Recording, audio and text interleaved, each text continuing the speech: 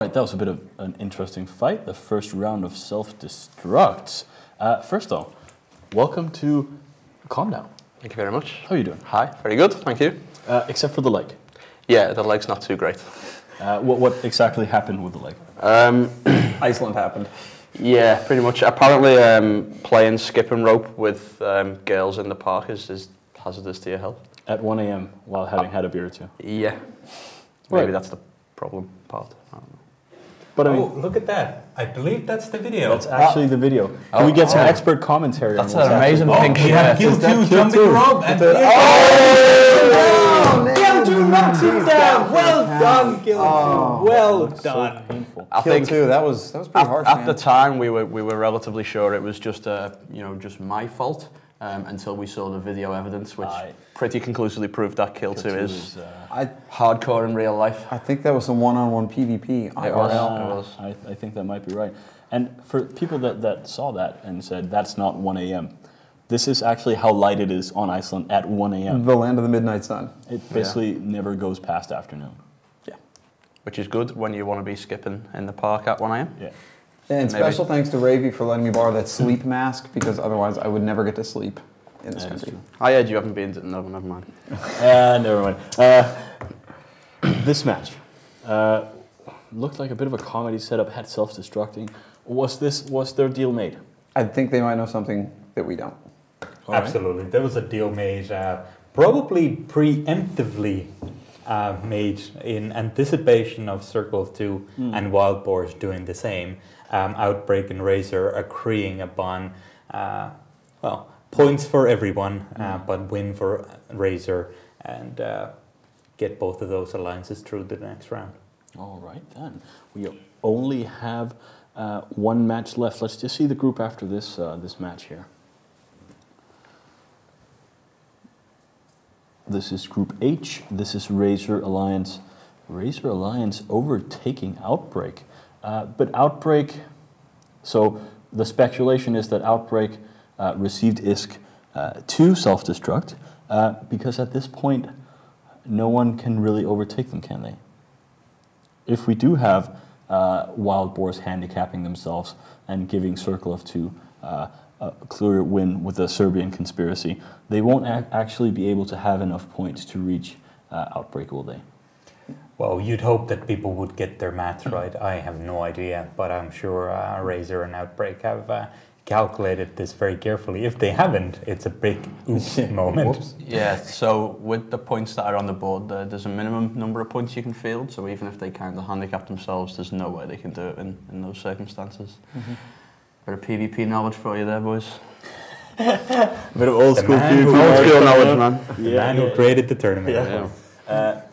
But I mean, so they probably know math. If it was AAA, there might be a bit of doubt because they've basically brought the incorrect number of piles for every single match. But it's been a pretty exciting day, and we're starting to see a picture of what's going to happen tomorrow. If we're to grab a few teams, so we knew that Hydra was really good coming into the tournament. We knew the Pandemic Legion was really good. What are some of the best teams that are not Hydra and PL? I like Darkside. I think Darkside is... They're actually my favorite to win the tournament. All right. Yeah. Yep, Darkside for sure. Outbreak has shown to be a pretty good contender as well, so we're going to see some interesting setups and probably good progress from them as well. Black Legion, of course, done extremely well as well throughout the whole tournament with a new alliance, but a veteran leader and team captain. And then there's Group B, which you never really know is if they're just really good teams or the group was a little bit weak. But we have both Perihelion and Paiste Syndicate, who look like they're really good teams, but haven't really fought any of the big names yet. They haven't been tested yet.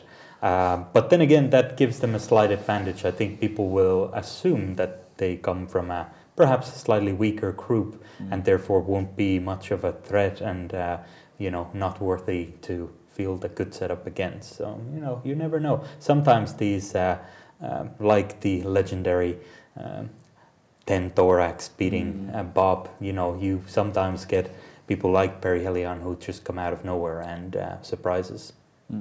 That was a good old Star Fraction. Yes.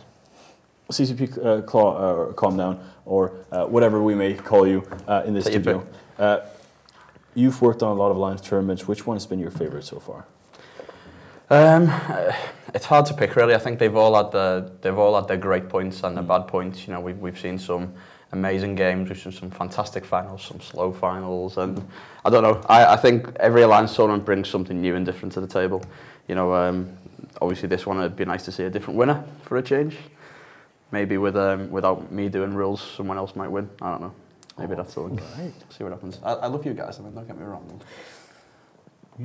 You've got competition this year where you haven't had much before, I think. Does that imply that you doing rules somehow gave us an edge? Well, I seem to remember there was some conspiracy theories last year that both me and Mindstar were in your team. Well, Mindstar surely will take over to our team. Thanks. But I think though that I think I completely agree with more competition. I think that it does seem that there's more good teams. I think the first and second time you guys won it, I thought there was really no other teams that could really challenge. And then last year you have Hydra, you have a few other teams that come up. And this year we're looking at people like Darkside. Is the field of really good alliances getting larger? I think what we're seeing is more alliances getting into the tournaments. We're seeing bigger and bigger tournament groups and more people just getting more experience. And with their experience, you know, you come every year with better setups. Darkside were there last year, but weren't as strong, I felt, as they are this year. So as some of these groups have been around and you know, their pilots have the confidence and the experience on how to perform under pressure, I think we will see a lot more competition as it comes to Sunday. And, you know, I don't expect BL to win tomorrow either. All right. And this is even things happen, but I do hope that in the future we will be able to get all the alliances that want to be in the tournament, that could be competitive in the tournament, actually in the tournament. Yeah. That requires sending the money to the right place. Well, sometimes you just have to support the poor starving CCP engineers. That's true, that is true. So tomorrow we'll have a lot more of these. The field getting bigger. So you guys have won it a few times. Band of Brothers won it a few times as well. They won it with the same setup for several years. Is that possible today? No. It's no longer. I mean, back then the tournament teams had to be locked and you weren't able to swap as much. It was the first time that you were able to bring a different team for every match that Bob was knocked off their pedestal after 3 wins, I believe. Yeah. So the first time that, you know, it became different tactics beating, you know, anti-rush, rush, kite, rush, and ECM, and so on and so forth. All these different concepts that we constantly talked about. When it became able to fill those, we saw a lot more variation. And that has just grown over the years. Now we're seeing similar concepts, but they have very minor details. You know, the Sabers are different, or there's Thrashers instead of Daredevils, and so on and so forth. Now it's come down to the level that how you fit your mid slots on those smaller ships decides the outcome of the match, as well as how individuals perform. 1 guy out of 10, if they make a mistake, burn their guns or burn their MWD, that's the whole team gun. And of course, year after year, not only does the tournament format and rules change, but the game changes also. So some chips change, some modules change, and that's going to change the setups that people bring every year. Hopefully. Well, as you said, different things happen, or you know, as they do. Things happen. All right, let's get the main contest on the screen for tomorrow. This is the big contest tomorrow. This is the PCU. Guess the highest number of players on TQ tomorrow. You will be able to win an Alienware laptop. It is the laptop that I'm sitting with here. It is not that exact one, but it is that type of laptop. Second place, you'll get the keyboard, headset, and mouse set, which is a pretty damn sweet deal as well.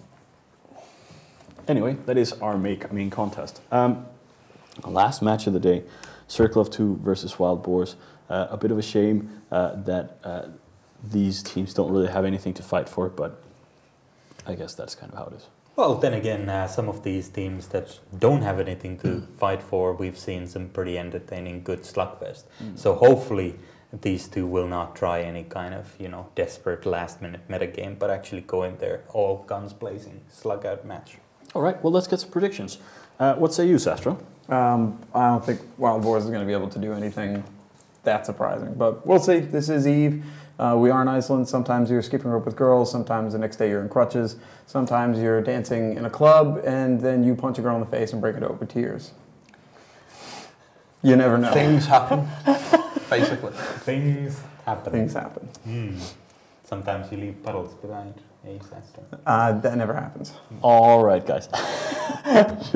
CO2. Calm down. I'm going to go with CO2. I think I'll go with CO2 as well.